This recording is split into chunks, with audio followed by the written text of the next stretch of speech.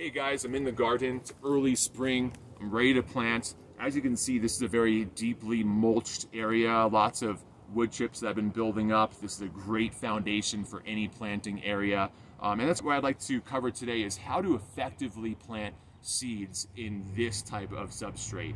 So as you can see, mulch is really not a planting substrate.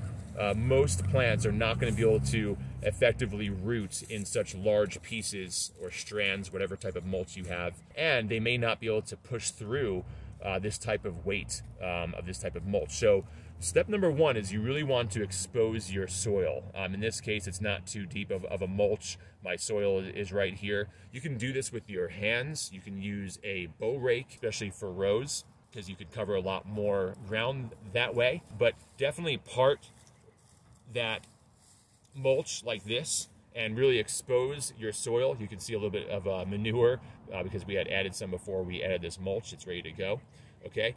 And if you have very deep mulch, you'll just have larger walls. You can have a very deep valley, so to speak, in order to plant, and that's okay. I kind of like a deep valley with big walls in other areas of my garden that I have a real lot of mulch to pull apart. Because those walls kind of protect the seedling from those perhaps cold, strong winds, especially the kind that we get in here in Colorado in the spring. So that's the first step. The second step is just wait, make sure that your seedlings, as they sprout, stay kind of moist.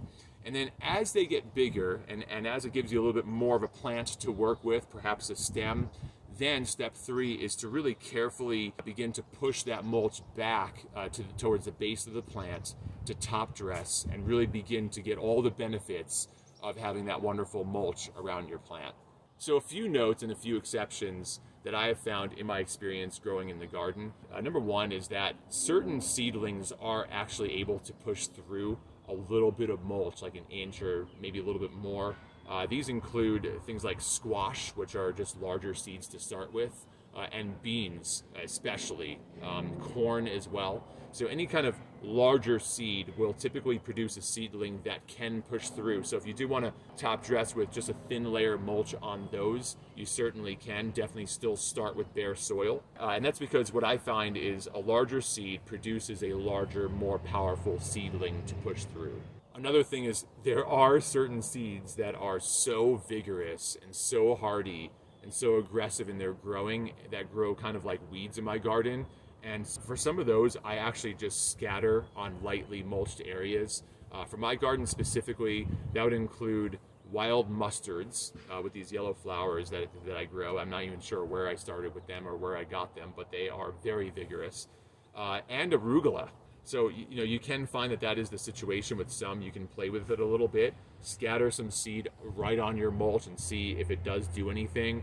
In that case, you might want to scatter extra seed really to give more seeds a chance to somehow work through all of that mulch.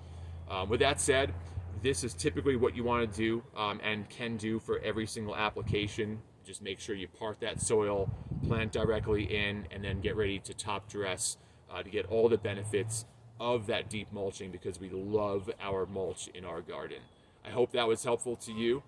Feel free to subscribe. Until next time.